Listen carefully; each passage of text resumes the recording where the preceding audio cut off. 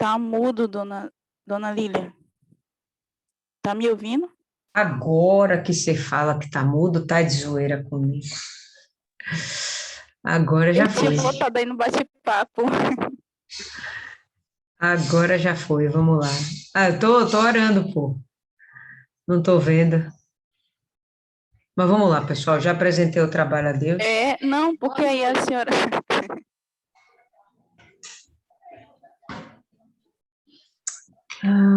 Mas vai dar tudo certinho. Deixa o pessoal terminar de entrar aqui. Deixa eu fechar aqui rapidinho.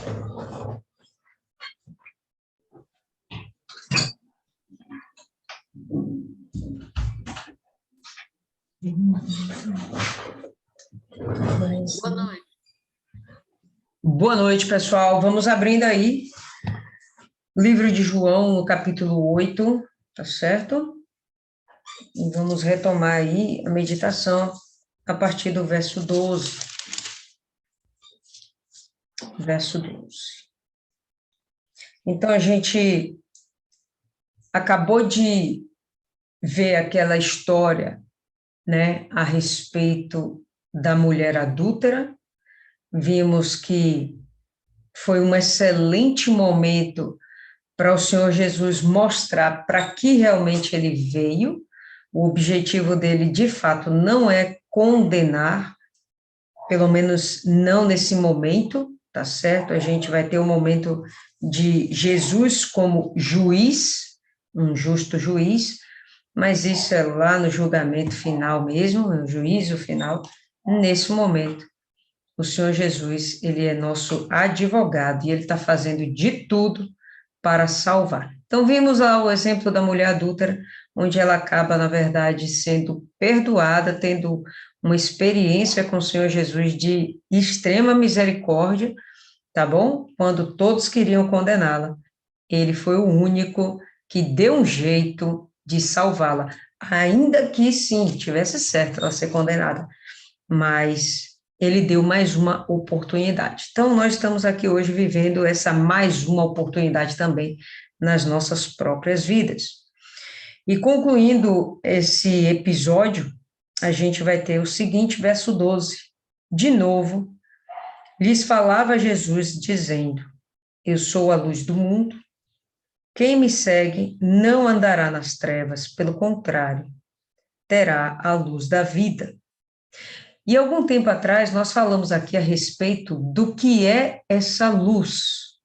Alguém lembra, poderia falar a respeito, né, do que seria essa luz, de como a gente pode compreender que é essa luz que o Senhor Jesus diz ser? Alguém lembra?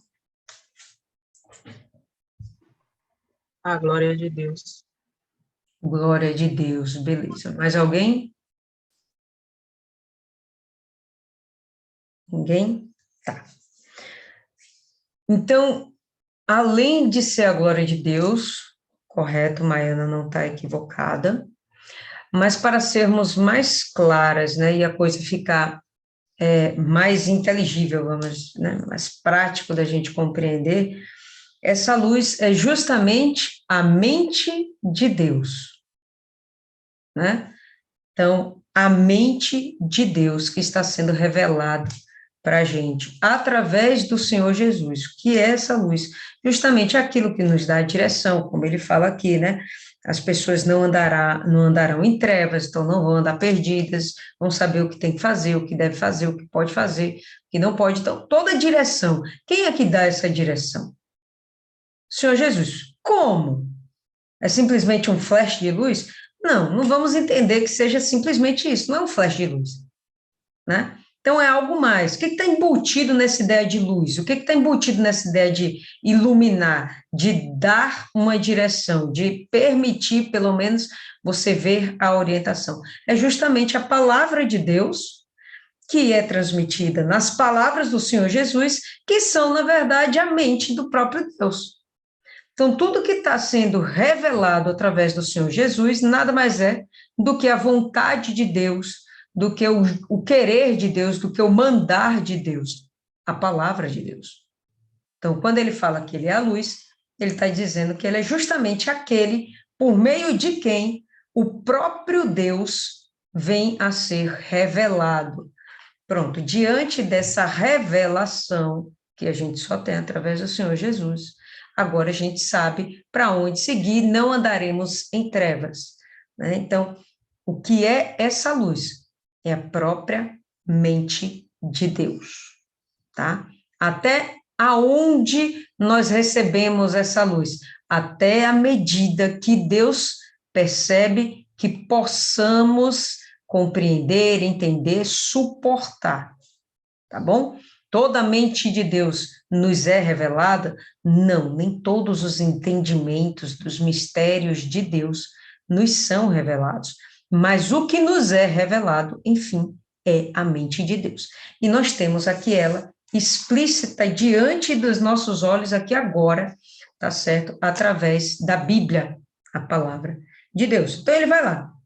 Eu sou a luz do mundo, eu sou quem pode revelar Deus para vocês. Eu sou quem pode revelar para vocês o caminho, tá? Quem me segue não andará em trevas, muito pelo contrário, terá a luz da vida, né? Então, para que essa luz? Para iluminar?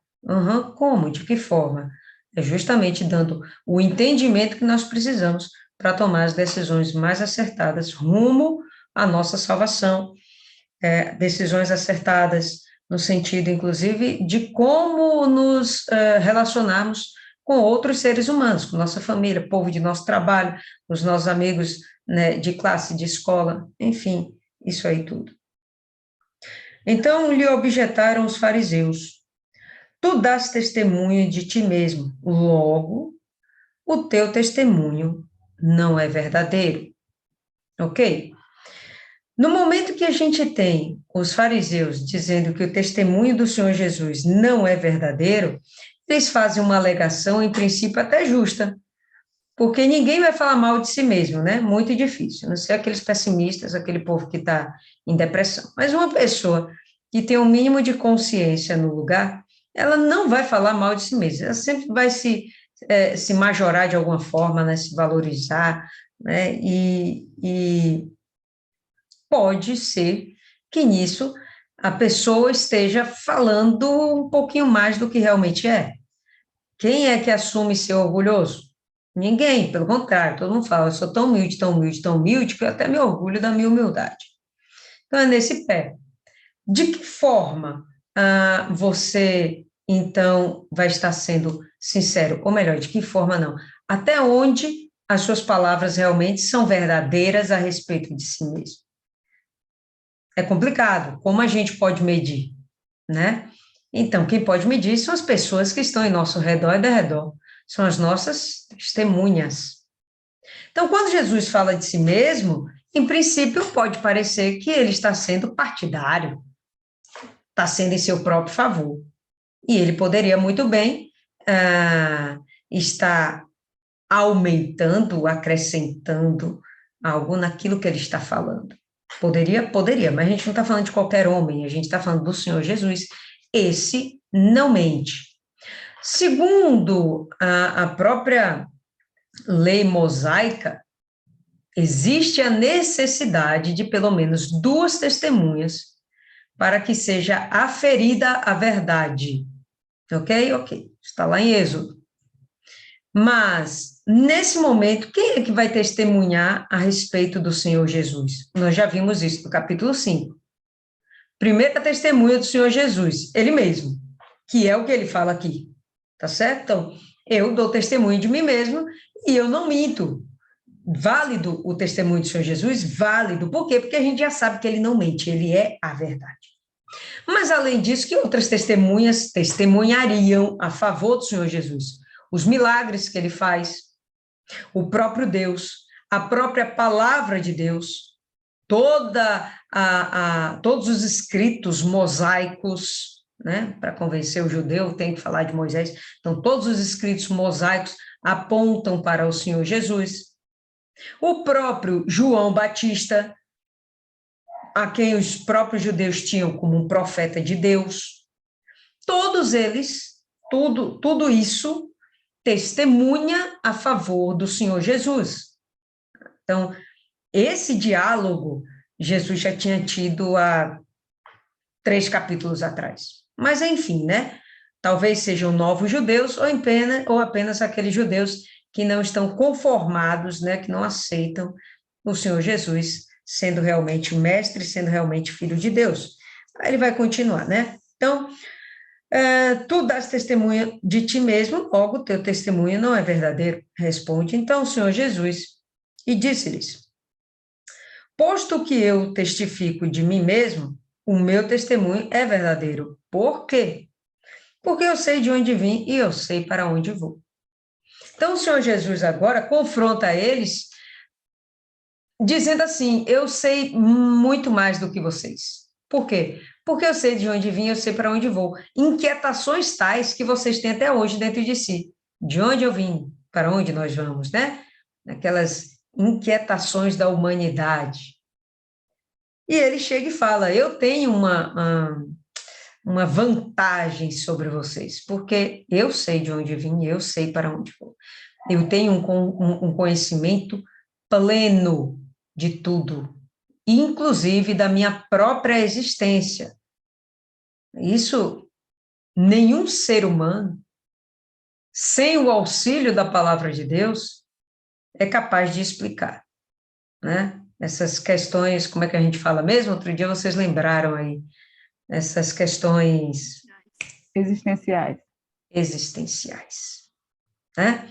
Então, nenhum ser humano é capaz de responder isso com convicção e de forma a saciar o seu próprio entendimento, saciar a sua própria consciência, seu próprio eu, sem o auxílio do Senhor Jesus. Nenhum ser humano é capaz.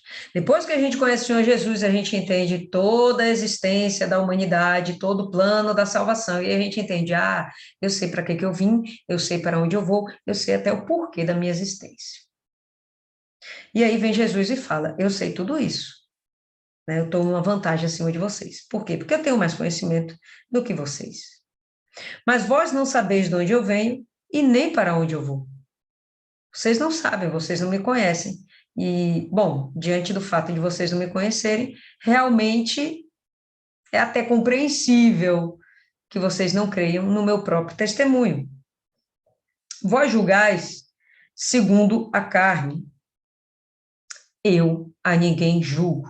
Isso ele provou algumas horas atrás, né, alguns dias atrás, talvez até, quando ele simplesmente liberou o perdão e deu outra chance para a adúltera, né? Ele não usou a lei mosaica para condená-la, e ele disse justamente isso aqui, ó: eu a ninguém julgo, eu não julgo como a carne. Então, vocês estão me avaliando como aquele homem que veio lá da Galileia, né, que o pai era carpinteiro, cuja família trabalha na carpintaria, cuja mãe é Maria. Então, vocês estão me avaliando de uma forma bem natural. Vai ficar difícil vocês acreditarem no que eu estou falando, porque eu estou falando são coisas que se discernem no espírito, e não de uma forma material. Do jeito que vocês estão me julgando, de fato, vocês não vão me compreender. Por quê? Porque nem eu julgo dessa forma. Não é assim também que eu trabalho? E ele vai continuar. Se eu julgo, o meu juízo é verdadeiro. Beleza, por quê? Porque ele é Deus, né? Ele é o dono de toda a verdade. Ele é o criador da verdade. Então, ele está falando certo. Se eu julgo, o meu juízo é verdadeiro. Porque não sou eu só, porém eu e aquele que me enviou. Então, quando eu falo tais coisas, não são simplesmente, elas não vêm simplesmente de mim, não são coisas simplesmente que vêm de mim, não, mas vêm do alto. Como é que vocês vão compreender essa coisa espiritual, essa ligação que eu tenho com Deus, com o nosso Pai, se vocês não têm um discernimento espiritual? O meu juízo, quando acontecer, ele fala aqui que ele não julga segundo a carne, não é dessa forma. O meu juízo, quando acontecer, vai ser um juízo verdadeiro, até porque ele não vai julgar simplesmente corpos, ele vai julgar almas. Ele está falando, né, numa questão mais profunda, uma questão de fato, no espírito. E aí ele acrescenta Deus na história.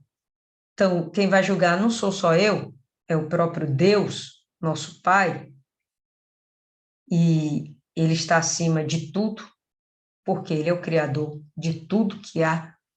Não tem como ele julgar errado, né? Ele está dentro de todo o seu poder, e ele é justo e verdadeiro.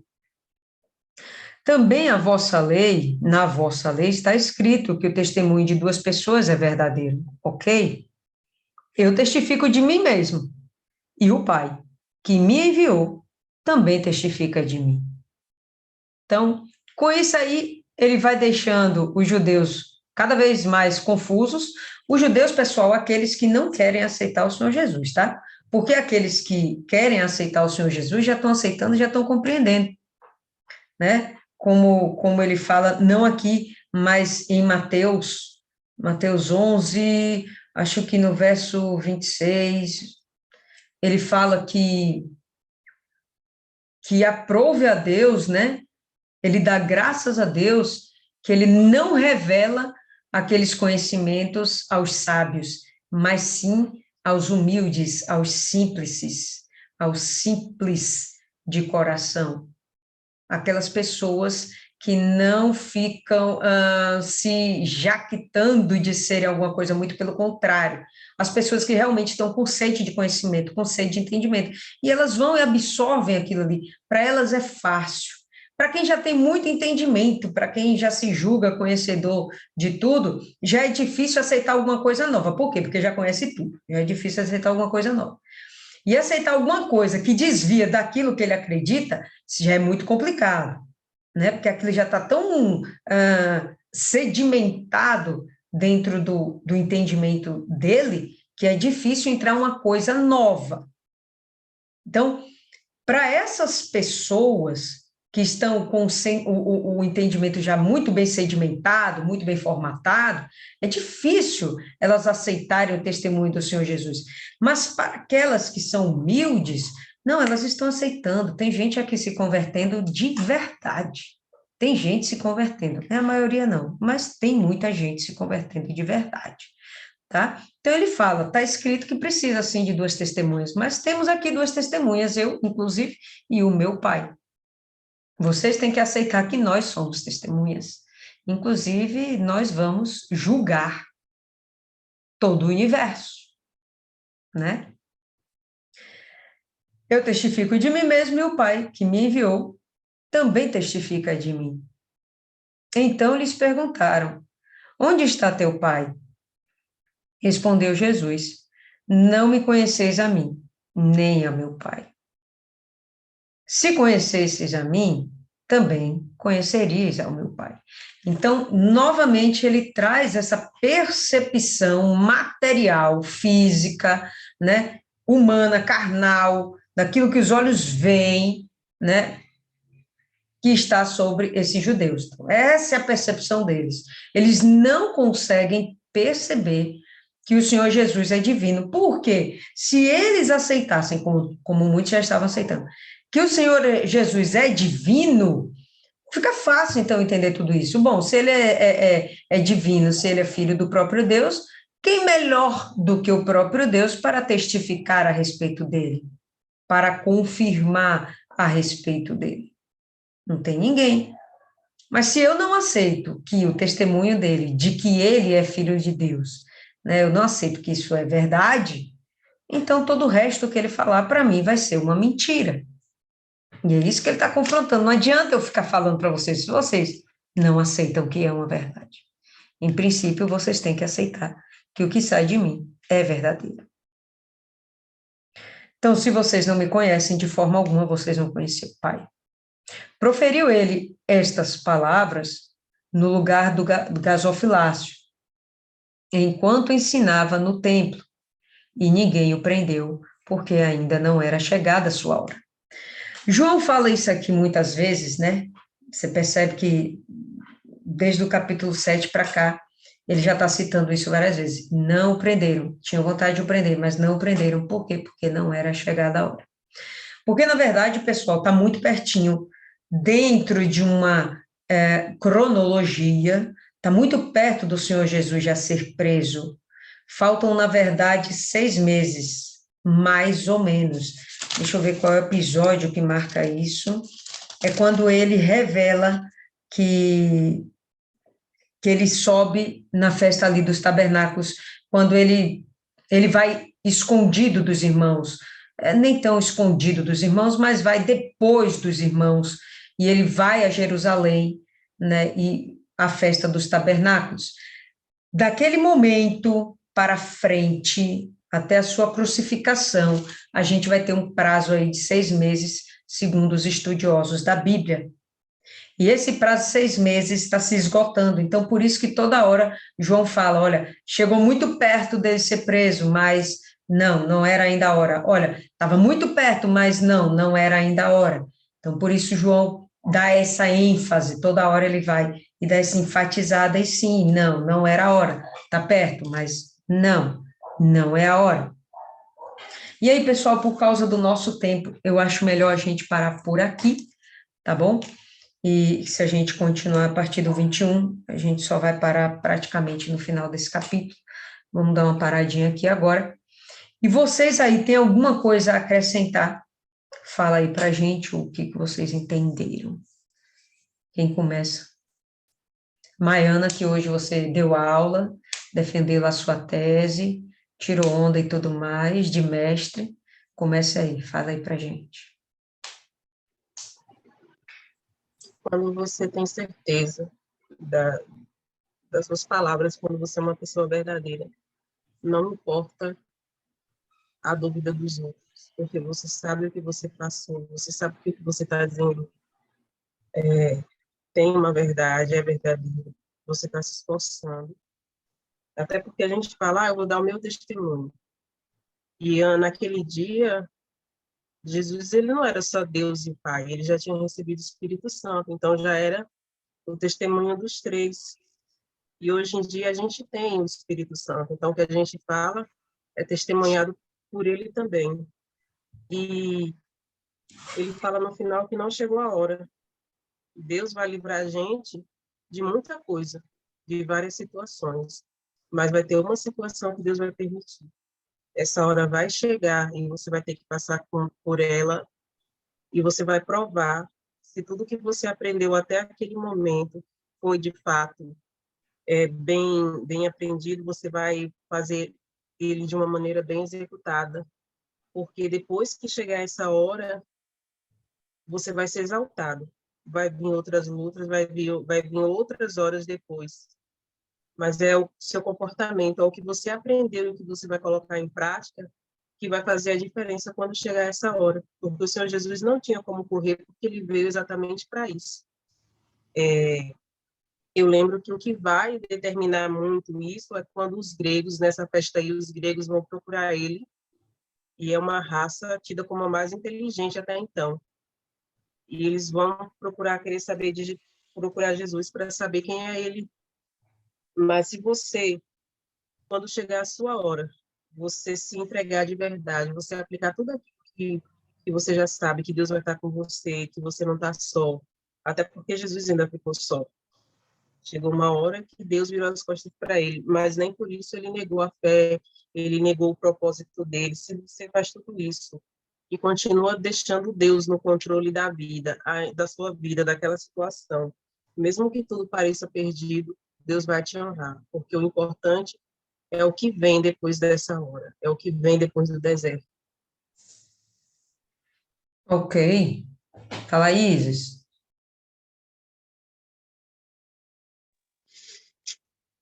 É importante ouvir a fala de Maiana. Eu passei por isso hoje, de uma pessoa dizer para outra o que bem quis sobre mim. Mas, de qualquer forma, você está tranquila, porque você sabe que não é verdade. E aquilo não tem um julgo sobre você. Você está muito tranquila da sua verdade, de quem é você. E na minha... Me dá um pouquinho de preguiça de desmentir ou de expor a minha verdade. Até porque quem me conhece sabe, mas esse povo, eles realmente não conheciam. E eles achavam que conheciam o Pai. E a grande prova que eles não conhecem o Pai é que, diante do Filho, eles não conseguem reconhecê-lo.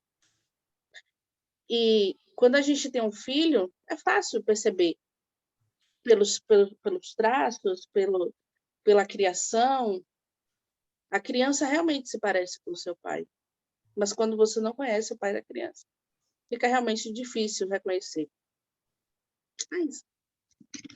É interessante isso aí que você falou, porque de fato eles não conheciam a Deus. Essa era o grande X da questão. Eles eram homens letrados, conheciam muito bem a Torá e o que se dizia pelos profetas. Entendiam, eles conheciam isso muito bem. Entendiam não? Eles conheciam muito bem. Entender já é outra história, né? Eles não conseguiam discernir o que estava escrito. Eles não conseguiam absorver que Deus pode tudo, inclusive fazer com que o seu filho, Deus, venha para a terra como homem carne, né? Eles acham que isso é tão improvável e tão absurdo que o Messias que eles esperam não é um Messias divino. Eles esperam um Messias humano, um homem que ia ser inspirado, como muitos profetas, inspirado, como João Batista, inspirado, mas não necessariamente como filho de Deus. Então, eles limitam o poder de Deus, sabe? Eles limitam o poder de Deus. E nessa de limitar, realmente, você não conhece quem é o seu Deus. Fica complicado. Não, Deus vai até aqui, daqui em diante, quem tem que dar conta sou eu.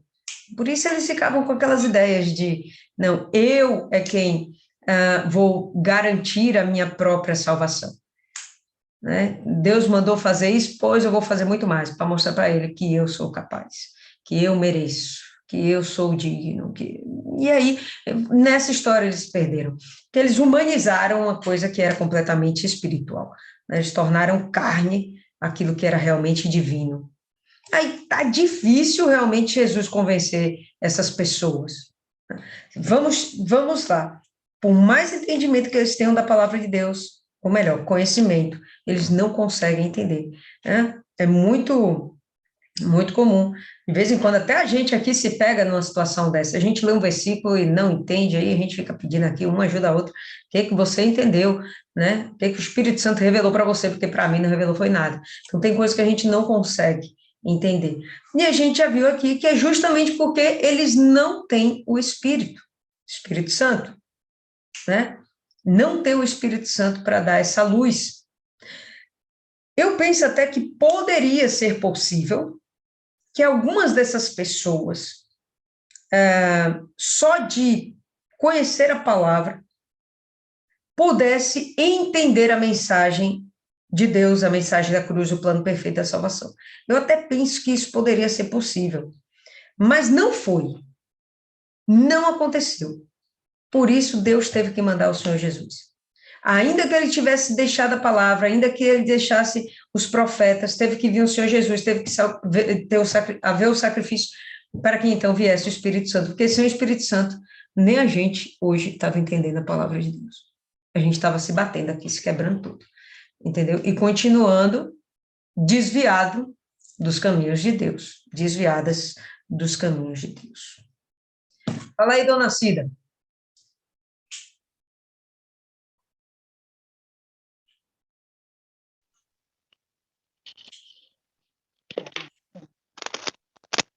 Está ouvindo? Sim, senhora, ouvindo plenamente, pode falar. Sim. Fala, Sabia que a sabedoria.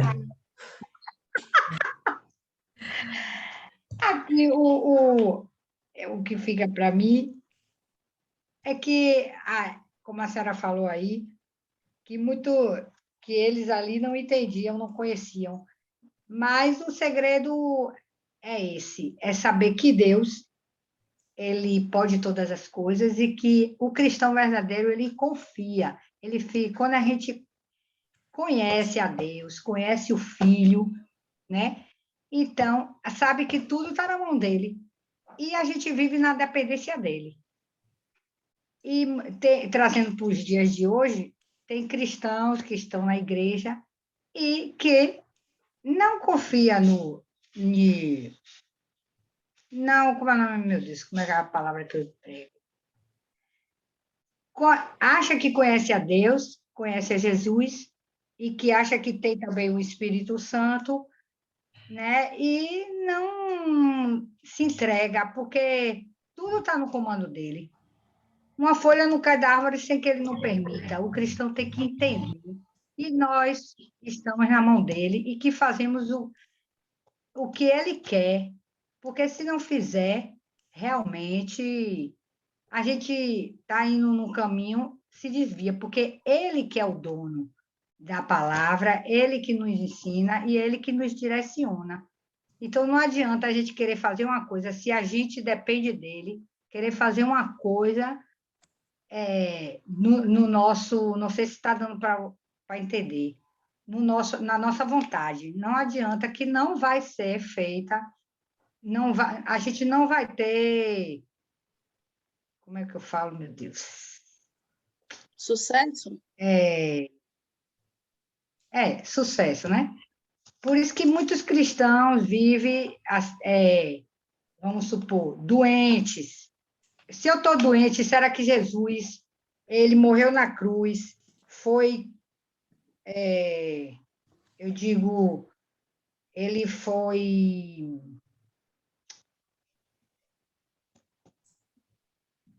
martirizado, né?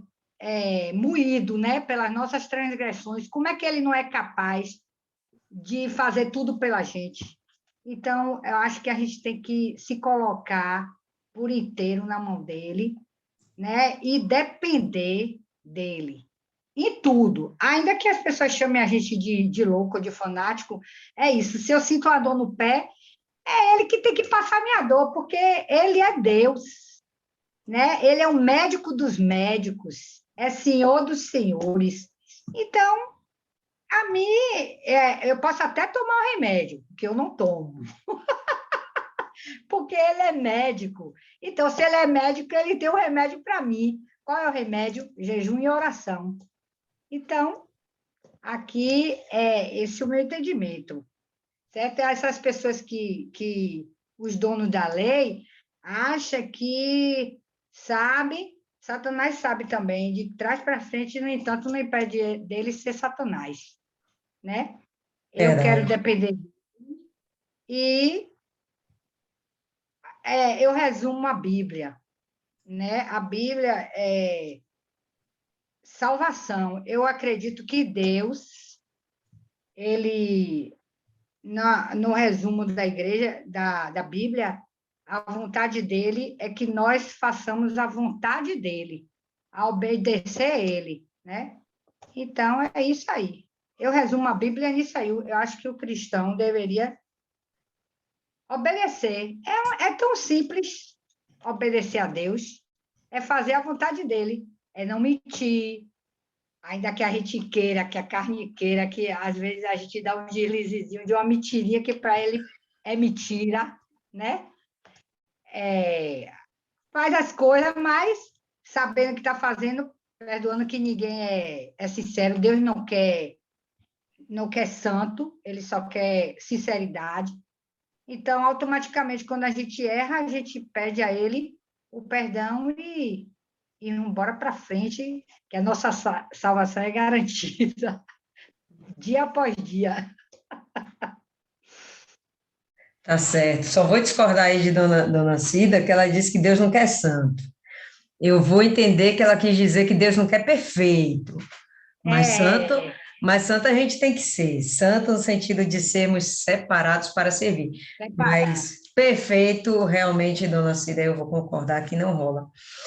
Não tem realmente, pessoal, eu fico aqui pensando, né, juntando todas as palavras que a gente viu de João até agora, não tem realmente como essas pessoas terem o entendimento da palavra de Deus sem o Espírito. Ok. Por isso que aos judeus, Deus se satisfazia com eles obedecendo aquelas milhares de regras que Deus colocou, não a que eles acrescentaram. Entendeu? Por isso que Deus se satisfazia com isso. Não adiantava, sem o Espírito Santo, eles não iam ter entendimento de nada. Um ou outro que teve o entendimento, como Davi, por exemplo, entendeu? Como o próprio Salomão, foi porque eles tiveram o Espírito Santo. Eles tiveram. Então, ficou mais fácil para eles compreenderem a palavra de Deus, né? Tanto que Davi era um homem segundo o coração de Deus. Mas os outros, não. Não teve ninguém. Vocês concordam comigo? Vocês estão entendendo o que eu estou falando? Sem o Espírito Santo, nenhum deles ia entender a palavra de Deus, como os judeus aqui estão tendo dificuldade de entender. Mas o que eu imagino que a essa altura do campeonato já está ocorrendo é o toque do Espírito Santo, né? Já está tendo o mover do Espírito Santo, já existe isso. Só que, bom, eles resistem, eles não se permitem, né, serem iluminados, ensinados, inspirados pelo Espírito Santo. Não tem condição, realmente.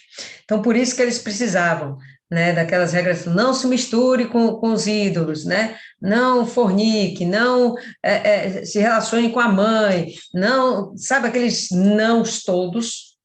Era para que eles não transgredissem a vontade de Deus, mais do que a vontade, a glória de Deus, para que eles não afetassem a glória de Deus, para que eles não se corrompessem, né? E como a gente é a imagem e semelhança de Deus, né?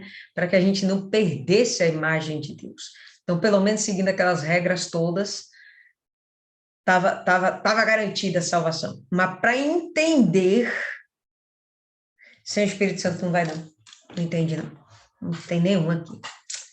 Fala aí, Milene.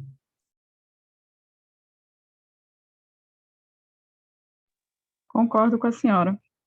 Mas há também a questão que pesa muito a dureza do coração, a dificuldade em crer, que, como a senhora mesmo falou, muitos foram tocados mesmo não tendo Espírito Santo, porque havia uma sinceridade, havia uma pureza, até dentro em meio a tanto pecado do ser humano, há uma pureza que só o seu Jesus enxerga dentro de nós, que até às vezes nós mesmos não enxergamos, que é isso que faz a gente ir desenvolvendo, né? É o toque do Espírito Santo que vai despertando, e eles não se permitiam isso, que é o que dificultava também. E hoje em dia a gente passa por isso também, há uma dificuldade em as pessoas entenderem a palavra de Deus, entender a Bíblia, entender os nãos, entender o que não pode, mesmo contra a vontade, porque está justamente aí, vai contra a vontade. A vontade deles é que ele não fosse o Senhor Jesus, que ele não fosse o Messias, que ele não fosse divino. Então, aquilo era tão forte dentro deles que eles se recusavam a crer. Então, e hoje acontece a mesma coisa. Enquanto você está sendo... A Bíblia, ela te ensina, mas ela te confronta também. Então, a palavra de Deus te confronta ela te confronta e você vai se analisando e vê que você é um monte de coisa errada. E aí, dependendo do seu nível de entrega, de sinceridade, você sendo confrontado, você se fecha, você resiste àquele confronto, porque você não quer se enxergar como você verdadeiramente é. E ele já disse, eu não estou para julgar, provou isso com a adúltera. E ainda assim eles resistem. Você vê que ele é paciente em tentar salvar essas pessoas, em tentar abrir o entendimento delas, mostrando que não está para julgar, que é misericordioso, ensinando pacientemente, mas ainda assim eles resistem. Mas resistem também não só porque há uma ausência do Espírito Santo, mas porque há uma resistência em crer. E onde tiver resistência em crer, o Espírito Santo não vai poder fazer nada. Infelizmente, como a gente tem visto hoje aqui nos nossos dias. É como Deus fala, né? Ele resiste aos soberbos. Então, se você já se acha, você tem essa vaidade dentro de você, de que você já sabe tudo.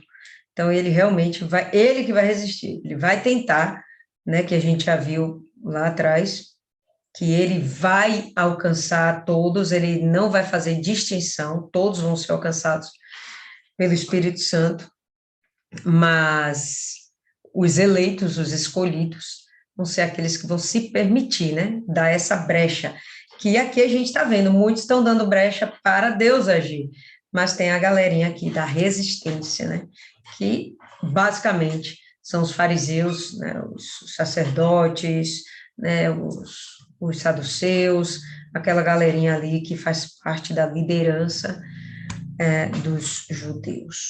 Dona Ana, quer acrescentar aí alguma coisa, dona Ana?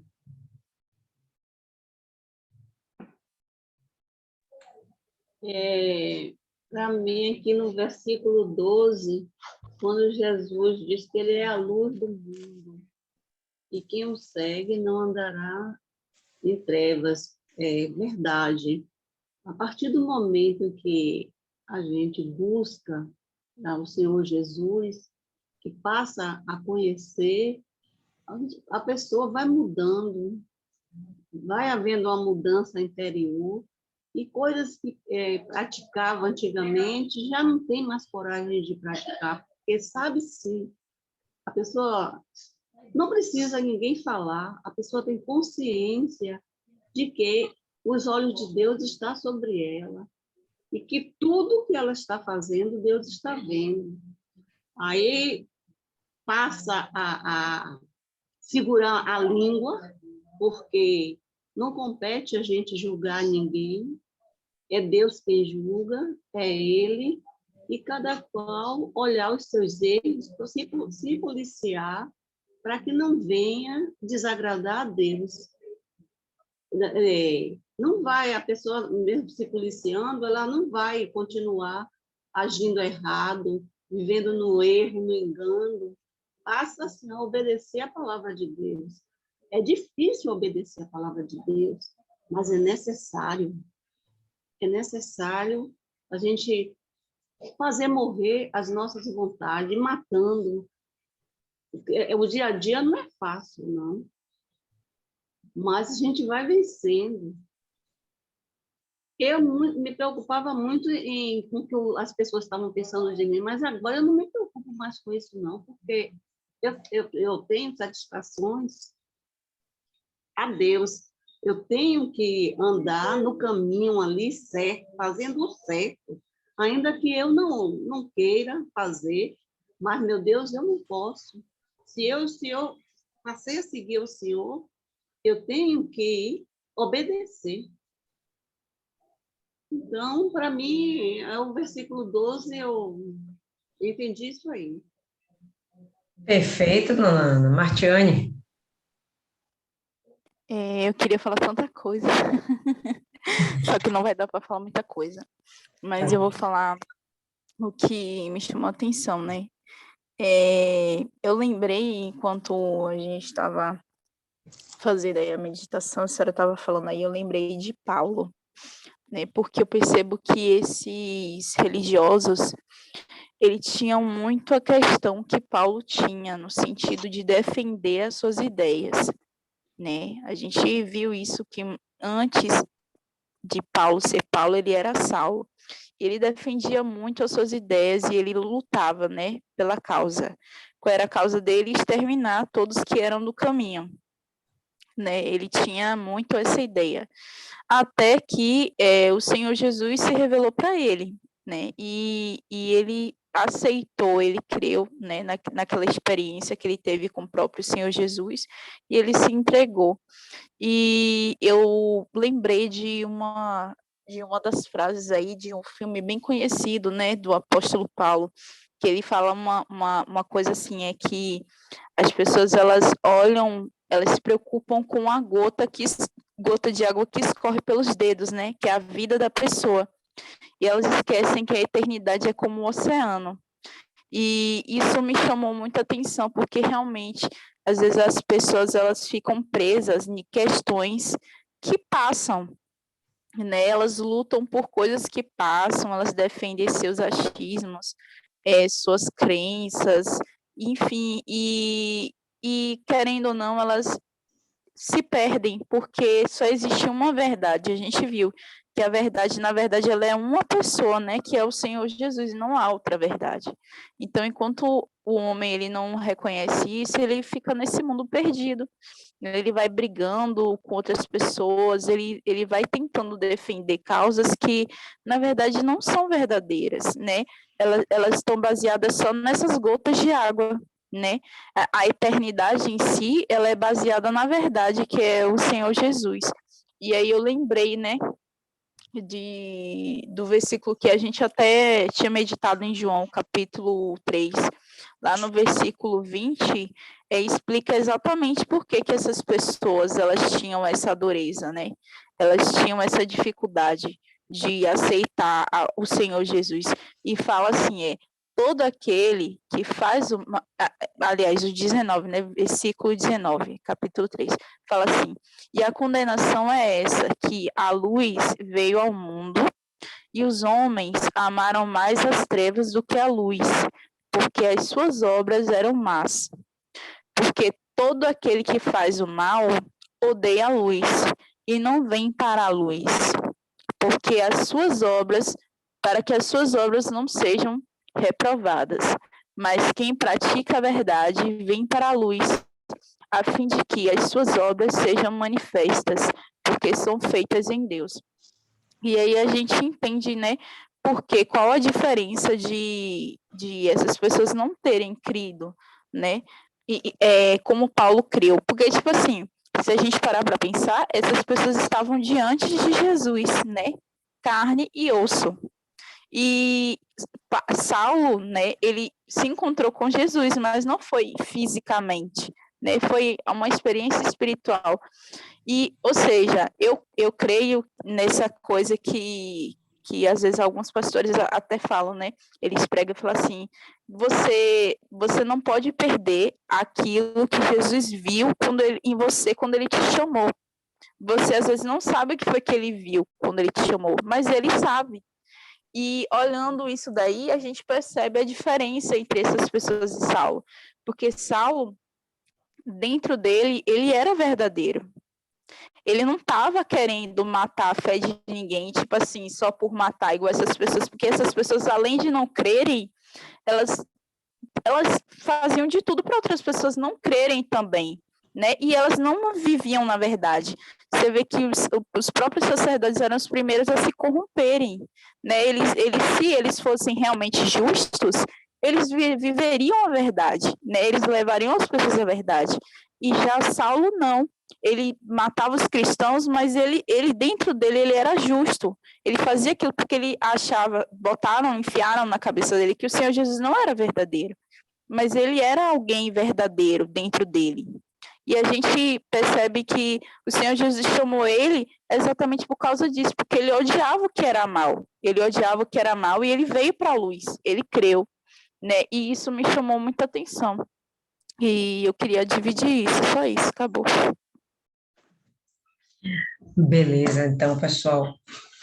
É isso aí. Mais alguém tem alguma coisa a acrescentar?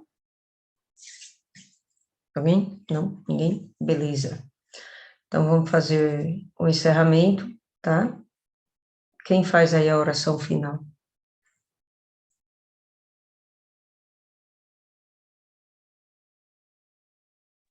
Eu oro. Valeu, Milene.